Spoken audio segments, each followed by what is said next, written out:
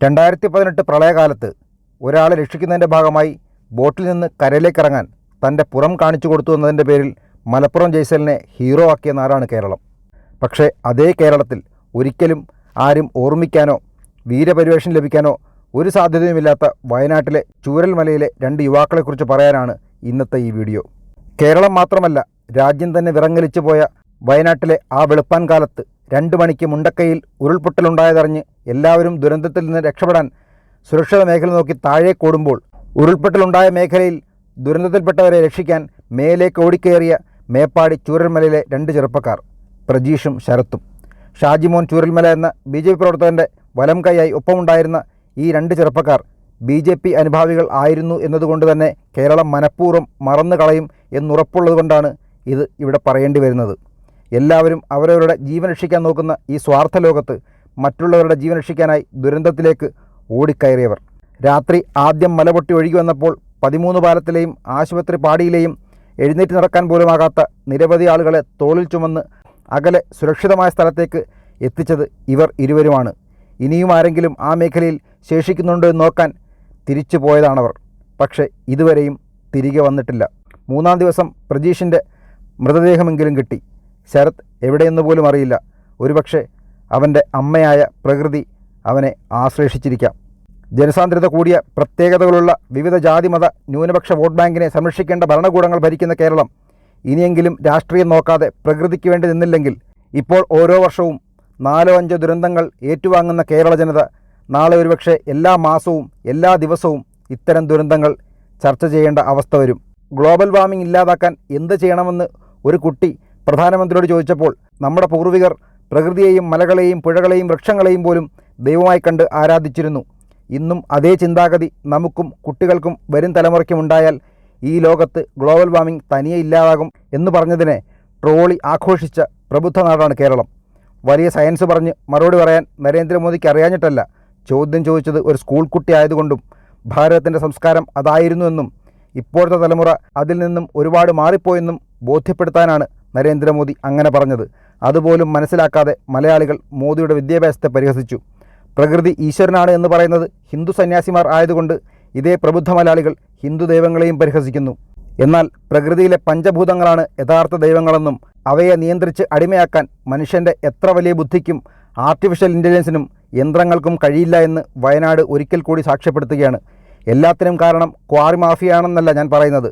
മലഞ്ചെരുവിലേക്ക് ഒരു വീട് വെക്കാൻ വരുന്ന സാധാരണക്കാരാണെന്നോ അല്ല ഞാൻ പറഞ്ഞത്. പ്രകൃതിയുടെ സ്വാഭാവികതയ്ക്ക് വലിയ മാറ്റം വരുത്താതെ വേണം മനുഷ്യൻ അവളെ വരുതിക്ക് നിർത്തേണ്ടത്. പ്രകൃതിയെ ഒരു സ്ത്രീയായി, ദേവതയായി, അമ്മയായാണ് ഈ രാജ്യം കാണുന്നത്. അതുകൊണ്ട് തന്നെ അവളോട് സൗഹൃദം സ്ഥാപിക്കാനാണ് മനുഷ്യൻ ശ്രമിക്കേണ്ടത്, അല്ലാതെ അവളെ ആക്രമിച്ച് കീഴ്പ്പെടുത്താനല്ല. മനുഷ്യൻ പ്രകൃതിയെ ചൂഷണം ചെയ്യാൻ തുടങ്ങുന്ന ഈ കാലത്തും ഇപ്പോഴും കേരളത്തിലെ മാധ്യമങ്ങൾ റിപ്പോർട്ട് ചെയ്യുന്നത് വെള്ളാർമല സ്കൂൾ അവിടെ ഉണ്ടായിരുന്നതുകൊണ്ട് മരങ്ങളും പാറകളും അതിൽ തട്ടി നിന്ന് ദുരന്തത്തിൻ്റെ ആഘാതം കുറച്ചുവെന്നാണ്. മുണ്ടക്കൈ പോലെ വയനാടിൻ്റെ ഒരറ്റത്ത് കാട്ടിൽ സ്വാർത്ഥമോഹികളായ ബിസിനസ്സുകാരുണ്ടാക്കിയ റിസോർട്ടുകൾ അപകടത്തിൽപ്പെട്ട മനുഷ്യർക്ക് ആശ്വാസ കേന്ദ്രമായെന്നാണ് ഇപ്പോഴും ഈ പ്രബുദ്ധ വിട്ടികൾ ചിന്തിക്കുന്നത്. എന്തൊരു വിരോധാഭാസമാണിതെന്ന് ഒന്ന് ആലോചിച്ച് നോക്കൂ. ഇത്തരം നിർമ്മിതികളുണ്ടായതുകൊണ്ടും ആ നിർമ്മിതികളിലേക്ക് വെള്ളം കയറാതിരിക്കാനുള്ള തടയണകളും മാർഗങ്ങളും പണമുള്ളവർ ചെയ്തതുകൊണ്ടുമാണ് പുഴയുടെ അല്ലെങ്കിൽ മലമുകളിൽ നിന്ന് പുഴയിലേക്കും പുഴയിൽ നിന്ന് കടലിലേക്കുമുള്ള അവളുടെ സ്വാഭാവിക വഴികൾ തടയപ്പെട്ടത്. അതുകൊണ്ടാണ് അവൾക്ക് പോകാൻ കഴിയുന്ന വഴിയിലൂടെ തന്നിഷ്ടത്തിന് ഒഴുകിയത്. പക്ഷേ ആ വഴികളിൽ താമസിക്കുന്നത് പാവങ്ങളായതുകൊണ്ട് അവർക്ക് അവളുടെ മാർഗം മുടക്കാനുള്ള തടയണകൾ നിർമ്മിക്കാൻ കഴിഞ്ഞിരുന്നില്ല. അവർക്ക് നിലമ്പൂർ MLA PV അൻവറിനെ പോലെ ധാരാളം പണമില്ലാത്തതുകൊണ്ട് ആകെയുള്ള പണം സ്വരുക്കൂട്ടി ഒരു വീട് നിർമ്മിക്കുന്ന പാവങ്ങൾക്ക് എങ്ങനെയാണ് ആ വീട് സംരക്ഷിക്കാനുള്ള തടയണകൾ കൂടി നിർമ്മിക്കാൻ കഴിയുന്നത്? അതിനവർ നിലമ്പൂർ MLA PV അൻവർ അല്ലല്ലോ. ഇന്ന് ദുരന്തത്തിൽപ്പെട്ട മനുഷ്യർക്ക് ആശ്വാസമായി എന്ന് പറയുന്ന റിസോർട്ടുകളും വിദ്യാഭ്യാസ സ്ഥാപനങ്ങളും ആരാധനാലയങ്ങളും എസ്റ്റേറ്റുകളും അവിടെ ഉണ്ടാക്കി പ്രകൃതിയുടെ സന്തുലിതാവസ്ഥ തകർത്ത് അവളുടെ ഒഴുക്കിനെ തടഞ്ഞതുകൊണ്ടാണ് ഈ ദുരന്തമുണ്ടായതെന്ന് ഇപ്പോഴും മലയാളികൾ പറയുന്നില്ല. അല്ലെങ്കിൽ അത് ചർച്ച ചെയ്യരുത് എന്നാണ് ചിലർ ആഗ്രഹിക്കുന്നത്. കാലാവസ്ഥ തെറ്റിച്ച് മഴ പെയ്യിക്കാനേ ഗ്ലോബൽ വാർമിങ്ങിനും കാർബൺ എമിഷനും കഴിയുകയുള്ളൂ. തുടർച്ചയായി 15 ദിവസം മഴ പെയ്താൽ വെള്ളം ഒഴുകിപ്പോകാനുള്ള സ്വാഭാവിക വഴികൾ അത് കാട്ടിലായാലും ഗ്രാമത്തിലായാലും നഗരത്തിലായാലും അടച്ചും ദിശ മാറ്റിയും വിടുന്നത് കയ്യേറി നിർമ്മിക്കുന്ന റിസോർട്ടും പള്ളിയും എഞ്ചിനീയറിംഗ് കോളേജും സ്കൂളും പണിയുന്ന അതേ വലിയ വലിയ വ്യവസായികൾ തന്നെയാണ്. അവരുടെ പ്രോപ്പർട്ടി സേഫാക്കും വിധം അവർ കെട്ടുന്ന തടയണകൾ കാരണം വഴിമാറി ഏതെങ്കിലും മലയുടെ അകത്തൂടെ ഒഴുകി 10 ദിവസം കഴിയുമ്പോൾ മലയുടെ അടി മുഴുവൻ ചെളിയായി നിൽക്കാൻ കഴിയാതെ ആ മല താഴേക്ക് പോരും. അതിനെയാണ് ഉരുൾപൊട്ടലെന്ന് നിങ്ങൾ പേരിട്ട് വിളിക്കുന്നത്. അത് ശിരൂരായാലും കവളപ്പാറയായാലും മുണ്ടക്കയായാലും അല്ലാതെ മേഘവിസ്ഫോടനം, ആഗോള മണ്ണാങ്കട്ട എന്നൊന്നും പറഞ്ഞ് മനുഷ്യനെ പറ്റിക്കാൻ ശ്രമിക്കരുത്. ഭാരതം പോലെ വലിയൊരു രാജ്യമായി താരതമ്യം ചെയ്യാൻ കഴിയില്ലെങ്കിലും ഗൾഫ് രാജ്യമായ ഒമാനിൽ ഏറ്റവും കൂടുതൽ ടൂറിസ്റ്റുകൾക്ക് പോകാനുള്ളത് മലകളിലാണ്.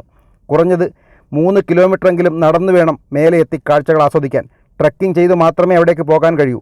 അങ്ങനെ ചെന്നെത്തിയാൽ പോലും അവിടെ കുടിക്കാനും കഴിക്കാനും വല്ലതും കിട്ടുന്ന ചെറിയ കടകൾ മാത്രമേ ഉണ്ടാകൂ. അത് തന്നെ വിരളമായിരിക്കും. ഇവിടേക്ക് നല്ല റോഡും താമസിക്കാൻ സൗകര്യങ്ങളും ഗവൺമെൻറ്റിന് ഒരുക്കിക്കൂടെ, അല്ലെങ്കിൽ സ്വകാര്യ ബിസിനസ്സുകാർക്ക് അവസരം നൽകിക്കൂടെ എന്ന് സഞ്ചാരികൾ ചിന്തിക്കാറുണ്ട്. പക്ഷേ അതല്ല ശരി. വേണ്ടവർ കാണേണ്ടവർ നടന്നു വന്ന് കണ്ടിട്ട് പോയാൽ മതി.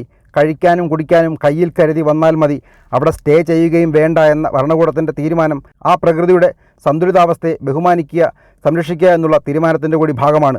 അവരൊക്കെ എത്ര വലിയ ശരിയെന്നും നമ്മൾ എത്ര വലിയ പരാജയങ്ങളാണെന്നും വയനാട്ടിലെ മേപ്പാടിക്കും മേലേക്കുള്ള റിസോർട്ടുകളും ഇപ്പോഴുണ്ടായ ദുരന്തവും തെളിയിക്കുന്നു. പ്രകൃതിലോല പ്രദേശങ്ങളിലെ നിർമ്മാണങ്ങൾക്ക് കോഴ വാങ്ങി അംഗീകാരം കൊടുക്കുന്ന സർക്കാരുകളാണ് ഈ ദുരന്തങ്ങളുടെ പ്രധാനപ്പെട്ട ഉത്തരവാദികൾ. ടൗൺഷിപ്പുകളായാലും മലകൾ തുറന്നുള്ള ഗ്രീൻഫീൽഡ് ഹൈവേ നിർമ്മാണങ്ങളായാലും എല്ലാം കാലഘട്ടത്തിനനുസരിച്ച് വേണ്ടത് തന്നെയാണ്. പക്ഷേ അപ്പോഴും അതിനോടൊപ്പം പ്രകൃതിയെ പരിഗണിച്ച് ജലത്തിൻ്റെ സ്വാഭാവിക ഒഴുക്കിനുള്ള മാർഗ്ഗങ്ങൾ കൂടി ആ പ്രോജക്റ്റിൻ്റെ ഭാഗമാക്കണം. അതിനുള്ള പണം കൂടി ആ പദ്ധതിയിൽ ഉൾപ്പെടുത്തണം. ഒരു ചെറിയ വീട് പണിയുമ്പോൾ പോലും മഴവെള്ളം സ്വാഭാവികമായി ഒഴുകിപ്പോകാനുള്ള സ്റ്റോം വാട്ടർ ലൈനുകളും ചേമ്പറുകളും ഉണ്ടായിരിക്കണം. മറ്റു പല രാജ്യങ്ങളിലും അതുണ്ട്. ഇന്ത്യയിലും മറ്റു പല സംസ്ഥാനങ്ങളിലുമുണ്ട്. നിരന്തരമായി പ്രകൃതി ദുരന്തങ്ങൾ ഏർപ്പെടുന്ന ഉത്തരാഖണ്ഡിലെ നിർമ്മാണങ്ങൾ പൂർണ്ണമായും ആ രീതിയിലുള്ളതാണ്. മല തുരന്ന് റോഡുകൾ പണിയുമ്പോഴും റോഡ് ക്രോസിംഗ് ഉൾപ്പെടെ വെള്ളം ഒഴുകിപ്പോകാനുള്ള മാർഗം ഉണ്ടാക്കാത്തതിൻ്റെ, അല്ലെങ്കിൽ കൃത്യമായ പഠനം നടത്തി അതിൻ്റെ സ്വാഭാവിക ഒഴുക്കിനനുസരിച്ച് വെള്ളം ഒഴുകിപ്പോകാനുള്ള മാർഗമുണ്ടാക്കാത്തതിൻ്റെ ഫലമാണ് ഷിരൂരിൽ പോലും സംഭവിച്ചത്. കാനഡയിൽ നിന്നുള്ള ഈ വാർത്ത കൂടി മലയാളിയൊന്ന് ശ്രദ്ധിക്കണം.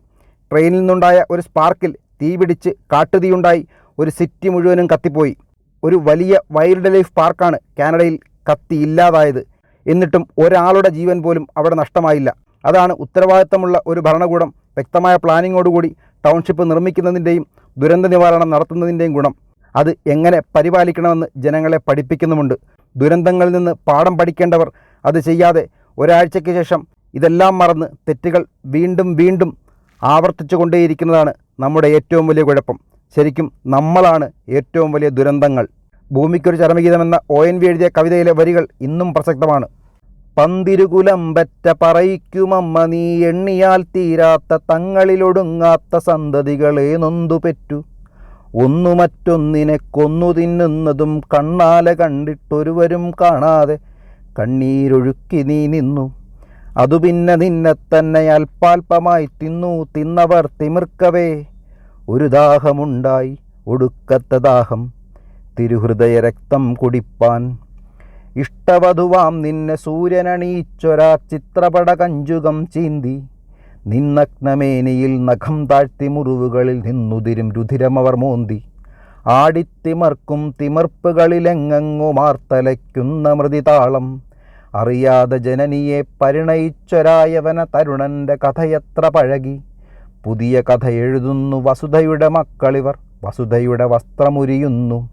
വിപണികളിൽ അവ വിറ്റു മോന്തുന്നു, വിടനഖരമഴുമുനകൾ കേളി തുടരുന്നു. ബോധമാം നിറനിലാവൊരു തുള്ളിയെങ്കിലും ചേതനയിൽ ശേഷിക്കുവോളം. നിന്നിൽ നിന്നുരുവായി നിന്നിൽ നിന്നുയരാർന്നൊരെന്നിൽ നിന്നോർമ്മകൾ മാത്രം.